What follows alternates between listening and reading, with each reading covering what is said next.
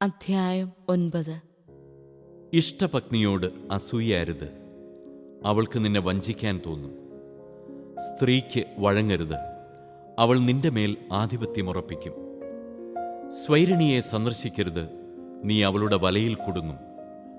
അഴിഞ്ഞാട്ടക്കാരിയോട് അടുക്കരുത്, നീ അവളുടെ കുടുക്കിൽപ്പെടും.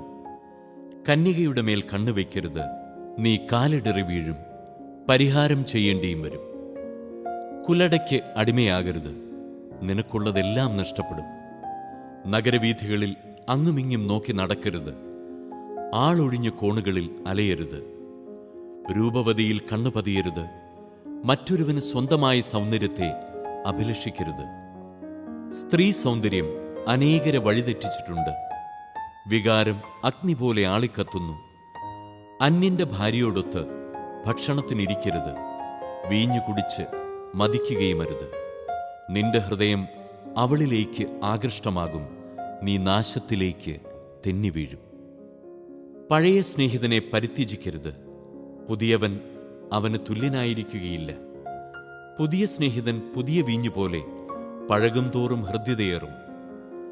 പാപിയുടെ ഭാഗ്യത്തിൽ അസൂയപ്പെടരുത്, അവന്റെ അവസാനം നിനക്കറിയില്ലല്ലോ. അഹങ്കാരിയുടെ വിജയത്തിൽ ഭ്രമിക്കേണ്ട, മരിക്കും മുമ്പ് അവർക്ക് ശിക്ഷ ലഭിക്കും.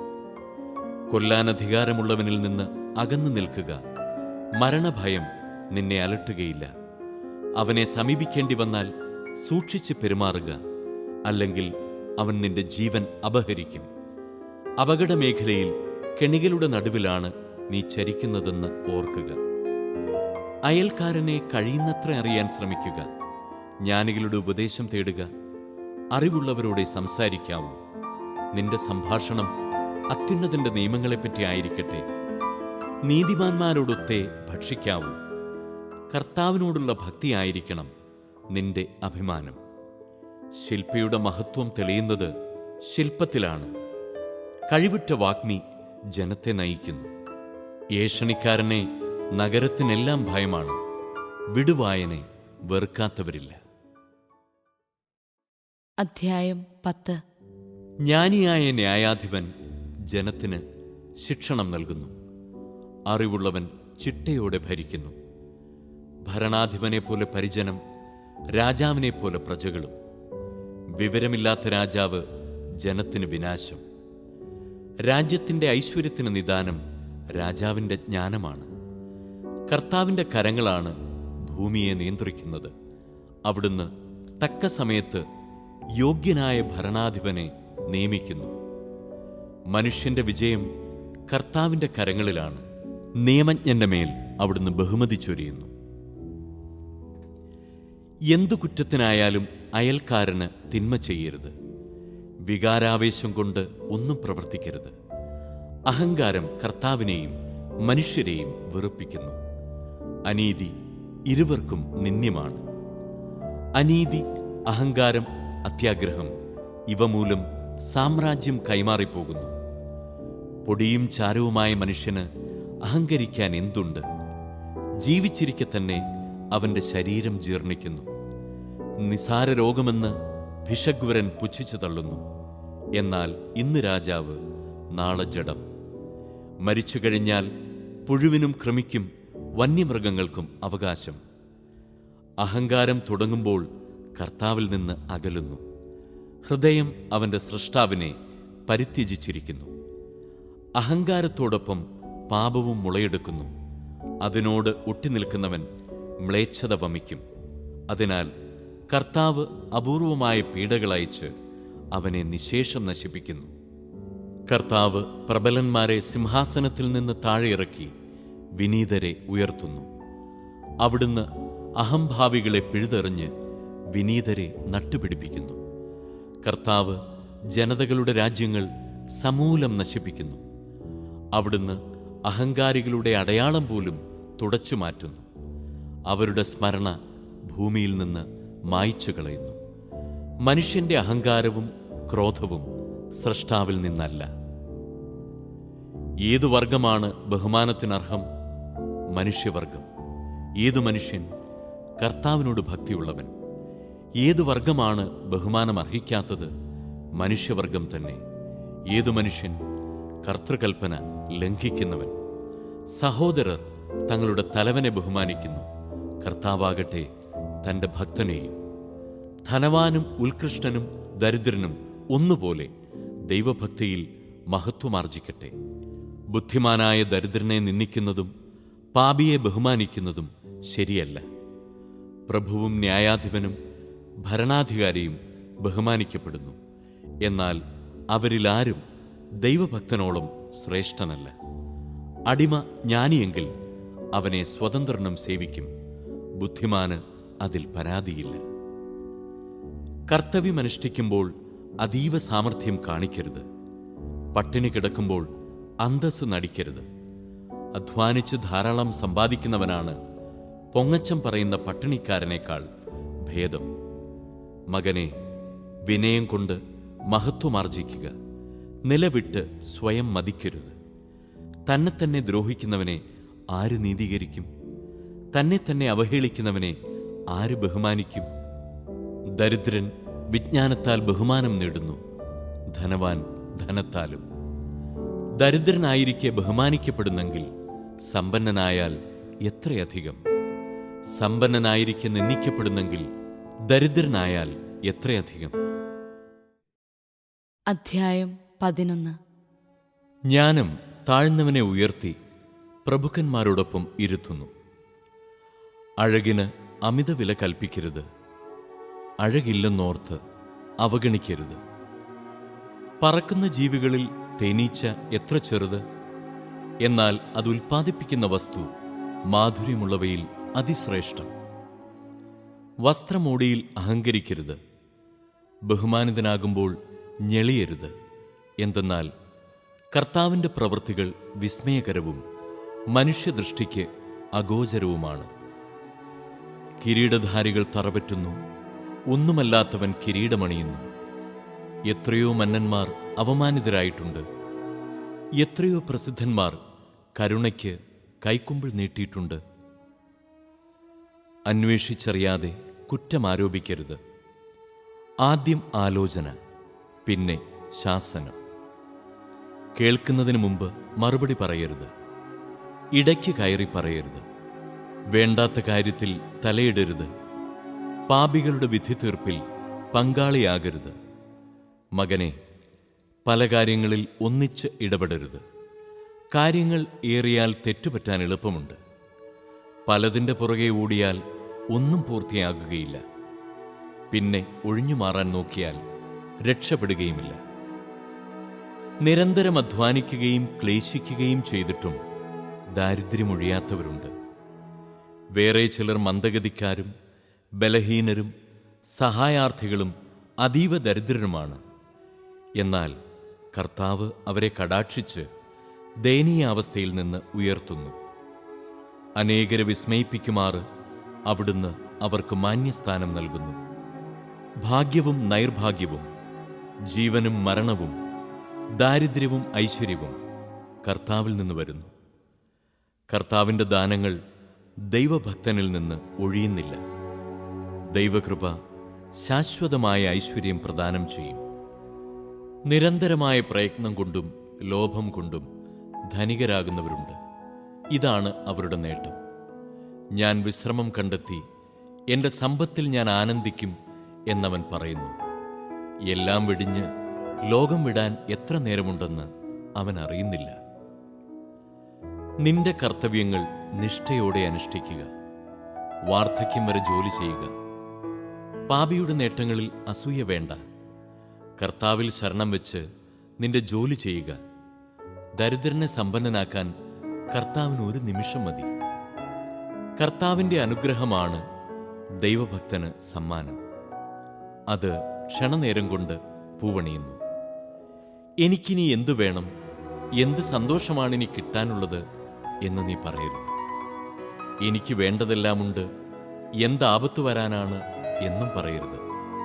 ഐശ്വര്യത്തിൽ കഷ്ടത വിസ്മരിക്കപ്പെടുന്നു. മൃത്യുദിനത്തിലും പ്രവർത്തിക്കൊത്ത പ്രതിഫലം നൽകാൻ കർത്താവിന് കഴിയും. ഒരു നാഴിക നേരത്തെ വേദന കഴിഞ്ഞ കാലത്തെ സുഖങ്ങൾ മുഴുവൻ മായിച്ചു കളയുന്നു. ജീവിതാന്തത്തിൽ മനുഷ്യന്റെ യഥാർത്ഥ സ്വഭാവം വെളിപ്പെടും. മരിക്കും മുമ്പ് ആരെയും ഭാഗ്യവാനെന്ന് വിളിക്കരുത്. മരണത്തിലൂടെയാണ് മനുഷ്യനെ അറിയുക. എല്ലാവരെയും വീട്ടിലേക്ക് വിളിക്കരുത്. കൗശലക്കാരന്റെ ഉപായങ്ങൾ നിരവധിയാണ്. കൂട്ടിലടച്ച പക്ഷിയെപ്പോലെയാണ് അഹങ്കാരിയുടെ മനസ്സ്. ചാരനെപ്പോലെ അവൻ നിന്റെ ദൗർബല്യങ്ങൾ ഉറ്റുനോക്കുന്നു. നന്മയെ തിന്മയാക്കാൻ അവൻ നോക്കിയിരിക്കുകയാണ്. സൽപ്രവൃത്തികളിലും അവൻ കുറ്റം കണ്ടുപിടിക്കും. കാട്ടുതീ പടർത്താൻ ഒരു കനൽ മതി. രക്തച്ചൊരിച്ചിലിന് അവസരം പാർത്തിരിക്കുകയാണ് പാപി. നീചനെ സൂക്ഷിക്കുക. അവന്റെ മനസ്സ് നിറയെ തിന്മയാണ്. അവൻ നിന്റെ മേൽ മായാത്ത കറ പുരട്ടും. അപരിചിതനെ വീട്ടിൽ കയറ്റിയാൽ അവൻ നിന്നെ ദ്രോഹിക്കും. സ്വഭവനത്തിൽ നീ അന്യനായിത്തീരും. അധ്യായം 12.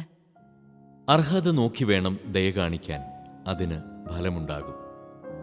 ദൈവഭക്തന് നന്മ ചെയ്താൽ നിനക്ക് പ്രതിഫലം ലഭിക്കും. അവനിൽ നിന്നല്ലെങ്കിൽ കർത്താവിൽ നിന്ന്. തിന്മയിൽ മുഴുകുന്നവനും ഭിക്ഷ കൊടുക്കാത്തവനും നന്മ വരികയില്ല. ദൈവഭക്തന് നൽകുക, പാപിയെ സഹായിക്കരുത്. എളിയവന് നന്മ ചെയ്യുക, എന്നാൽ ദൈവഭയമില്ലാത്തവനെ സഹായിക്കരുത്. അവന് ഭക്ഷണം കൊടുക്കരുത്, അവൻ നിന്നെ കീഴടക്കും. നന്മയ്ക്ക് പകരം ഇരട്ടി ദ്രോഹമായിരിക്കും അവൻ ചെയ്യുക. അത്യുന്നതൻ പാപികളെ വെറുക്കുകയും ശിക്ഷിക്കുകയും ചെയ്യുന്നു. നല്ലവനെ സഹായിക്കുക, പാപിയെ അരുത്. ഐശ്വര്യത്തിൽ സ്നേഹിതനെ അറിയാൻ സാധിക്കുകയില്ല. കഷ്ടതയിൽ ശത്രു മറഞ്ഞിരിക്കുകയുമില്ല. ഒരുവന് ഐശ്വര്യമുണ്ടാകുമ്പോൾ ശത്രുക്കൾ ദുഃഖിക്കുന്നു. കഷ്ടതയിൽ സ്നേഹിതന്മാർ പോലും അകന്നുപോകും. ശത്രുവിനെ ഒരിക്കലും വിശ്വസിക്കരുത്. ചെമ്പിലെ ക്ലാവ് എന്ന പോലെ അവന്റെ ദുഷ്ടത നിന്നെ നശിപ്പിക്കും. അവൻ അതിവിനയത്തോടെ കെഞ്ചിയാലും കരുതലോടെയിരിക്കുക. ഓട്ടുകണ്ണാടി തുടച്ചു മിനുക്കുന്നവനെപ്പോലെ ജാഗരൂകത കാണിക്കുക. എത്ര തുടച്ചാലും ക്ലാവ് വീണ്ടും വരും. അവനെ അടുത്തിരുത്തരുത്, അവൻ നിന്റെ സ്ഥാനം കരസ്ഥമാക്കും. നിന്റെ വലതുവശത്തിരിക്കാൻ അവനെ അനുവദിക്കരുത്, അവൻ നിന്റെ ബഹുമാന്യസ്ഥാനം അപഹരിക്കും. അപ്പോൾ എന്റെ വാക്കുകളുടെ പൊരുൾ നീ ദുഃഖത്തോടെ മനസ്സിലാക്കും. പാമ്പാട്ടിയെ പാമ്പ് കടിച്ചാൽ ആർക്ക് സഹതാപം തോന്നും? ഹിംസ്ര ജന്തുക്കളെ സൂക്ഷിക്കുന്നവന് അപകടം വന്നാൽ ആർക്കനുകമ്പ തോന്നും?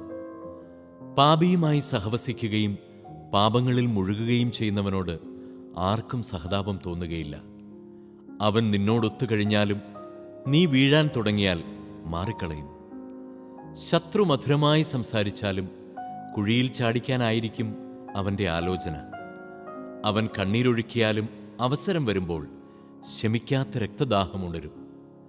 നിനക്ക് ആപത്ത് വരുമ്പോൾ അവൻ നിന്നെ സമീപിക്കും. സഹായം നടിച്ചുകൊണ്ട് കുതികാലിൽ ചവിട്ടി അവൻ നിന്നെ വീഴ്ത്തും. അപ്പോൾ അവൻ തലകുലുക്കി കൈയടിച്ച് അടക്കം പറഞ്ഞ് തന്റെ യഥാർത്ഥ ഭാവം വെളിപ്പെടുത്തും. അധ്യായം 13. കീൽ തൊട്ടാൽ കറപറ്റും. അഹങ്കാരിയോടടുക്കുന്നവൻ അവനെപ്പോലെയാകും. ശക്തിക്ക് അതീതമായ ഭാരമെടുക്കരുത്. നിന്നേക്കാൾ ശക്തനും ധനികനുമായ ഒരുവനുമായി ഇടപഴകരുത്. മൺകലത്തിന് ഇരുമ്പുപാത്രവുമായി ഒത്തുപോകാൻ കഴിയുമോ? മൺകലം അതിൽ തട്ടിത്തകരുകയില്ലേ? ധനവാൻ ദ്രോഹിക്കുക മാത്രമല്ല, നിന്ദിക്കുക കൂടി ചെയ്യുന്നു. പാവപ്പെട്ടവൻ ദ്രോഹം സഹിച്ചാൽ പോരാ, ക്ഷമായാചനവും ചെയ്യണം. നിന്നെക്കൊണ്ട് പ്രയോജനമുണ്ടെന്ന് കണ്ടാൽ ധനവാൻ നിന്നെ ചൂഷണം ചെയ്യും. എന്നാൽ നിനക്കാവശ്യം വന്നാൽ അവൻ നിന്നെ പരിത്യജിക്കും. നിനക്ക് വകയുണ്ടെങ്കിൽ അവൻ നിന്നോടുകൂടെ കാണും. കൂസലില്ലാതെ നിന്റെ വിഭവങ്ങൾ ചോർത്തിയെടുക്കും. നിന്നെക്കൊണ്ട് ആവശ്യമുള്ളപ്പോൾ അവൻ നിന്നെ വഞ്ചിക്കും. നിന്നെ നോക്കി പുഞ്ചിരിച്ച് അവൻ നിന്നിൽ പ്രതീക്ഷ ഉണർത്തും. കാരുണ്യപൂർവകമായ സ്വരത്തിൽ നിനക്കെന്താണ് ആവശ്യമെന്ന് ചോദിക്കും. സൽക്കാരം കൊണ്ട് അവൻ നിന്നെ ലജ്ജിപ്പിക്കും. പ്രതിസൽക്കാരം കൊണ്ട് നീ പൂർണ്ണ ദരിദ്രനാകും. അപ്പോൾ അവൻ നിന്നെ അവഹേളിക്കും. നിന്നെ പുറന്തള്ളുകയും തലകുലുക്കി രസിക്കുകയും ചെയ്യും. വഞ്ചിക്കപ്പെടാതിരിക്കാനും ഭോഷത്വം മൂലം നിന്ദിക്കപ്പെടാതിരിക്കാനും ശ്രദ്ധിക്കുക. പ്രബലന്മാരുടെ ക്ഷണം സ്വീകരിക്കുന്നതിൽ വിമുഖനായിരിക്കുക. അവർ വീണ്ടും വീണ്ടും ക്ഷണിച്ചുകൊണ്ടിരിക്കും. തള്ളിക്കയറരുത്, പിന്തള്ളപ്പെടും. വളരെ അകന്നു നിൽക്കരുത്, വിസ്മരിക്കപ്പെടും. അവരോട് സമത്വഭാവത്തിൽ വർത്തിക്കരുത്. അവന്റെ വാചാലത കണ്ട് ഭ്രമിക്കുകയുമരുത്. അതിഭാഷണത്തിലൂടെ നിന്നെ പരീക്ഷിക്കുകയും പുഞ്ചിരിയിലൂടെ നിന്നെ അളക്കുകയുമാണ് അവൻ ചെയ്യുന്നത്. രഹസ്യം സൂക്ഷിക്കാത്തവൻ നിർദ്ദയനാണ്. ദ്രോഹിക്കാനോ തടവിലാക്കാനോ അവൻ മടിക്കുകയില്ല. രഹസ്യങ്ങൾ ചോർന്നു പോകാതെ സൂക്ഷിക്കുക. നീ സഞ്ചരിക്കുമ്പോൾ നിന്റെ നാശവും കൂടെയുണ്ട്. ഓരോ ജീവിയും സ്വവർഗത്തെ സ്നേഹിക്കുന്നു, മനുഷ്യൻ അയൽക്കാരനെയും. ജീവികളെല്ലാം സ്വവർഗത്തിൽ ഇണങ്ങി നിൽക്കുന്നു, മനുഷ്യൻ തൻ്റെ തരത്തിൽപ്പെട്ടവനോടും. ചെന്നായ്ക്ക് കുഞ്ഞാടിനോട് എന്ത് ചങ്ങാത്തം? പാപിക്ക് ദൈവഭക്തനോടും അതിലേറെയില്ല. കഴുതപ്പുലിക്കും നായ്ക്കുമിടയിൽ എന്ത് സമാധാനം? ധനികനും ദരിദ്രനും തമ്മിലും അങ്ങനെ തന്നെ. കാട്ടുകഴുതകൾ സിംഹങ്ങൾക്ക് ഇര, പാവപ്പെട്ടവർ ധനവാന്മാർക്കും. അഹങ്കാരി വിനയം വെറുക്കുന്നു, ധനവാൻ ദരിദ്രനെയും. ധനവാൻ കാലിടറിയാൽ സ്നേഹിതന്മാർ താങ്ങും.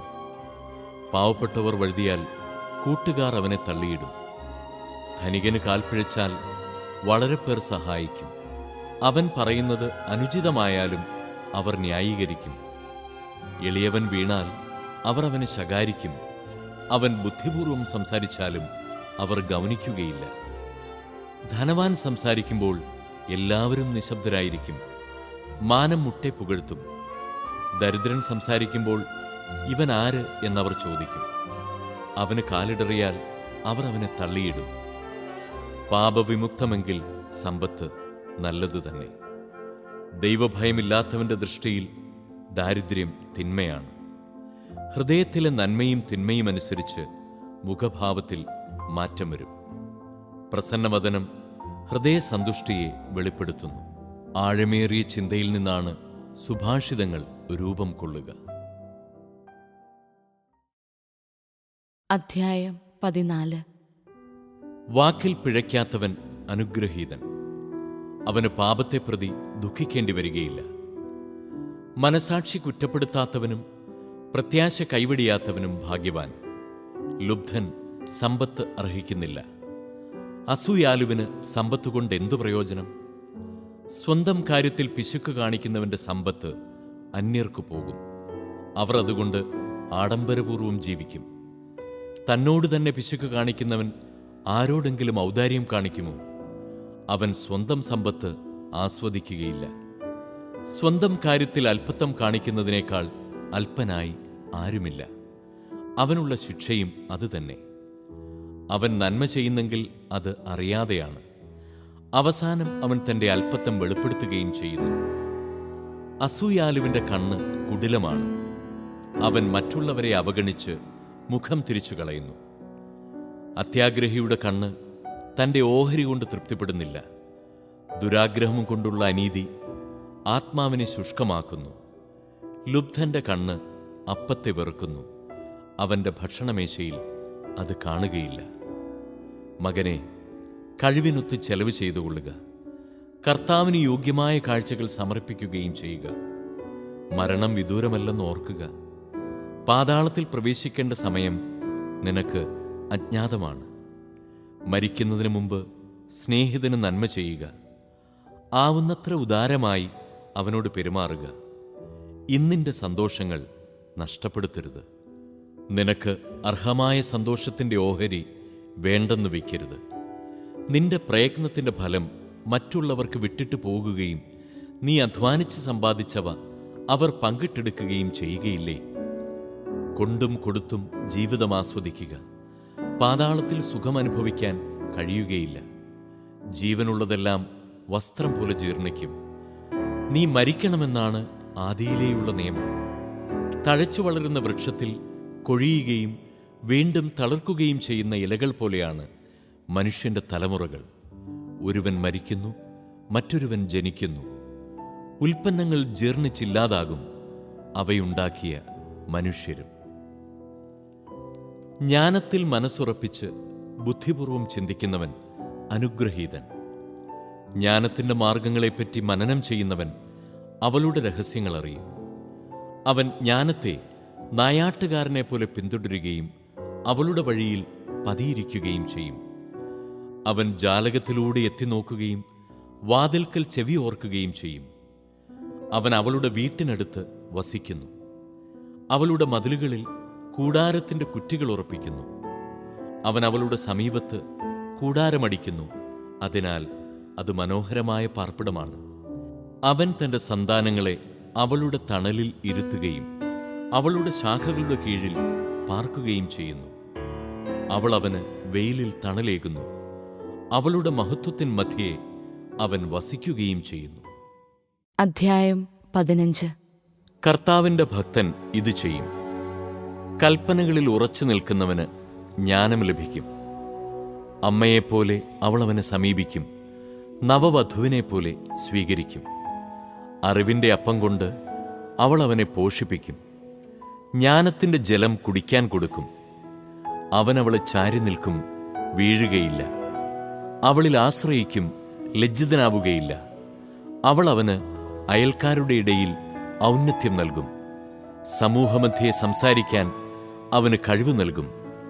അവൻ സന്തോഷിച്ച് ആനന്ദത്തിന്റെ കിരീടമണിയും അനന്തമായ കീർത്തി ആർജിക്കുകയും ചെയ്യും.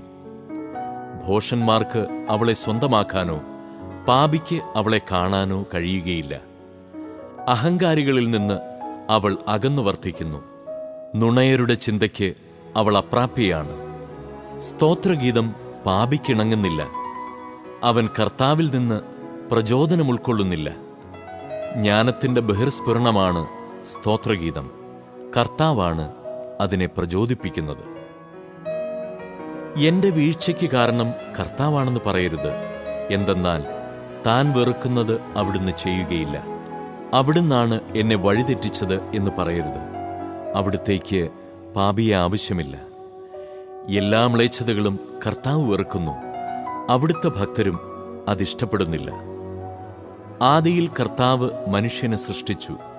അവന് സ്വാതന്ത്ര്യവും നൽകി. മനസ്സുവെച്ചാൽ നിനക്ക് കൽപ്പനകൾ പാലിക്കാൻ സാധിക്കും. വിശ്വസ്തതാപൂർവം പ്രവർത്തിക്കണമോ വേണ്ടയോ എന്ന് തീരുമാനിക്കേണ്ടത് നീയാണ്. അഗ്നിയും ജലവും അവിടുന്ന് നിന്റെ മുമ്പിൽ വെച്ചിരിക്കുന്നു.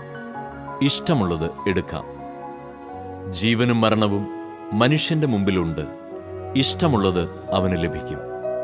കർത്താവിന്റെ ജ്ഞാനം മഹോന്നതമാണ്.